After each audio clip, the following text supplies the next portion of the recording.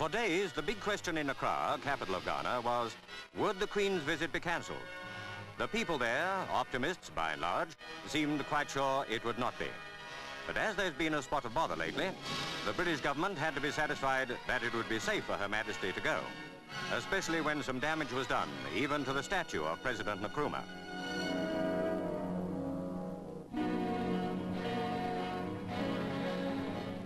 Hurriedly, Mr. Duncan Sands, Commonwealth Secretary, flew to Ghana to examine the security arrangements.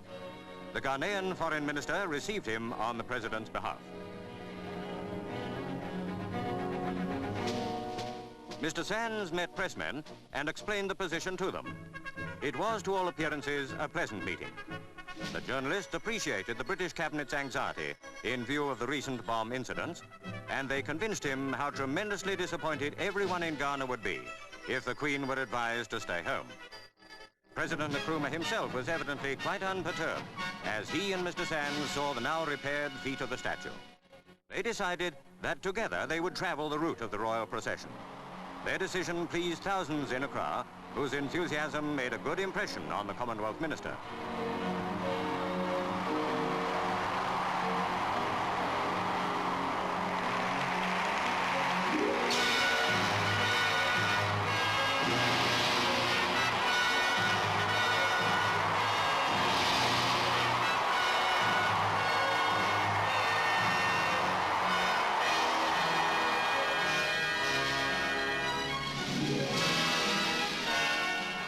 When it was all over, Mr. Sands flew home, part of the way in a Canberra bomber, to report favourably to the Cabinet.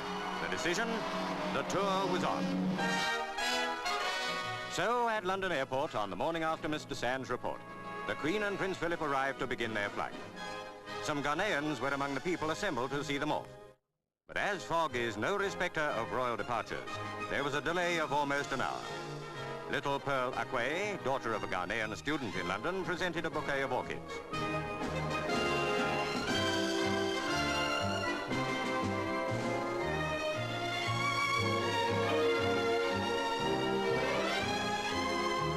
To Mr. Iko Daniels, a law student, the Queen said she was much looking forward to the tour.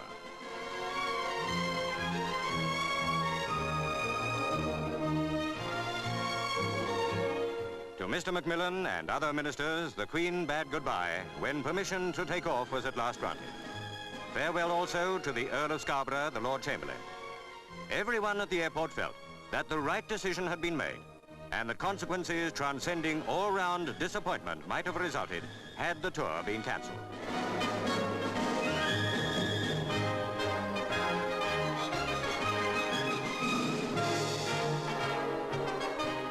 This was the last look at England the Queen will have until she returns early in December. Not, of course, a bad time to be going, leaving winter behind. In less than 7 hours, the Boeing landed 3,600 miles away at Accra.